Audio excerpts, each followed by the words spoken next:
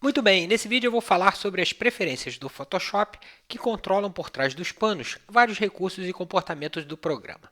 Se você está no Mac, o comando Preferences fica aqui à esquerda no menu do programa, e se você está no PC, o comando fica lá no final do menu Edit. E o atalho é Comando K no Mac ou Ctrl K no PC. Abre a caixa de diálogo e estamos no grupo Geral, General.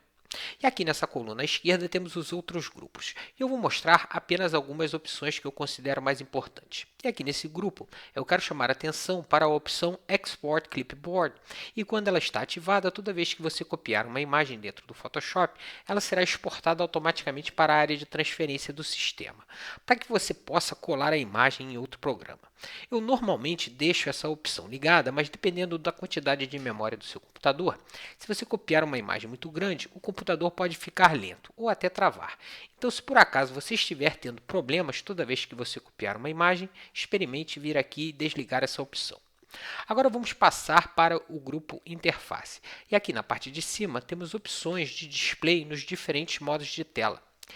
Color define a cor do fundo e Border o efeito na borda da imagem. Por exemplo, nesse momento estamos vendo aqui atrás o modo de tela padrão, Standard Screen Mode, com um fundo cinza, gray e uma sombra ao redor da imagem.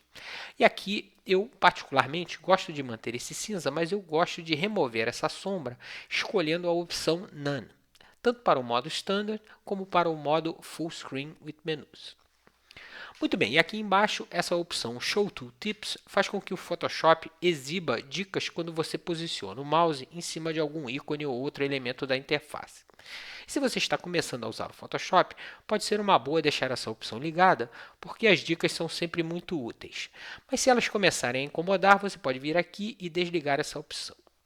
Vamos passar para File Handling, gerenciamento de arquivos. E aqui a opção importante é essa, Maximize PSD and PSB File Compatibility. O nome é enorme, mas sem entrar em muitos detalhes técnicos. O que essa opção faz é maximizar a compatibilidade dos arquivos salvos em formato Photoshop com outros programas e outras versões mais antigas do Photoshop. O tamanho do arquivo em kbytes pode ficar um pouco maior, mas eu particularmente uso muito arquivos PSD aplicados em outros programas como o Illustrator ou o InDesign, e por isso eu gosto de deixar essa opção sempre ligada, Always. Muito bem, vamos passar para o grupo Performance, muito importante. Memory Usage determina a quantidade de memória RAM que o Photoshop pode usar. Por exemplo, nesse momento eu tenho aproximadamente 3.7 GB disponíveis e o Photoshop pode usar até 70% dessa memória. E aqui eu recomendo que você não passe muito desse limite. E se por acaso o Photoshop precisar de mais memória, ele vai passar a usar o disco rígido como Scratch Disk. E se, por exemplo, você aplicar um filtro complexo em uma imagem muito grande e o Photoshop ficar lento, provavelmente é porque ele está usando muito Scratch Disk. E aí eu recomendo que você instale mais memória RAM no seu computador. Na verdade, eu recomendo fortemente que você instale o máximo de memória RAM que seu computador permitir. Memória RAM nunca é demais. Depois temos essa área GPU Settings, onde essa opção Enable OpenGL Drawing deve estar sempre ligada. E se por acaso essa opção não estiver disponível, eu recomendo que você instale uma placa de vídeo que suporte essa tecnologia. E você pode ver mais detalhes sobre essa opção no próximo capítulo. Vamos passar para o grupo cursores, e aqui temos opções para os cursores das ferramentas que usam pontas do tipo pincel.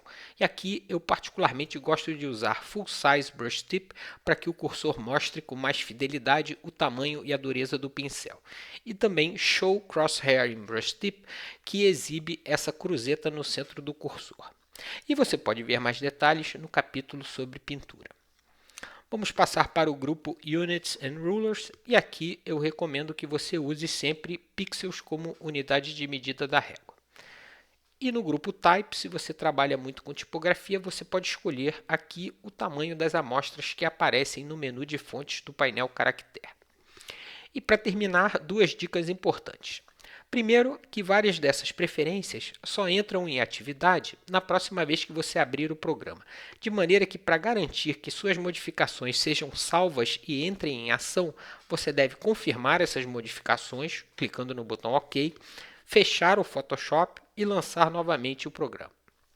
E a segunda dica é que se você quiser restaurar as preferências originais, você pode fechar o programa e ao abrir novamente o Photoshop, pressionar as teclas Command Option Shift no Mac ou Ctrl Alt Shift no PC e manter as teclas pressionadas até que apareça um aviso perguntando se você quer deletar as configurações Delete Settings e clicando OK, as configurações originais são restauradas. Muito bem, e ao longo do curso eu explico outras opções em alguma situação específica. E no próximo capítulo vamos ver como abrir e navegar pelos documentos. Fique ligado!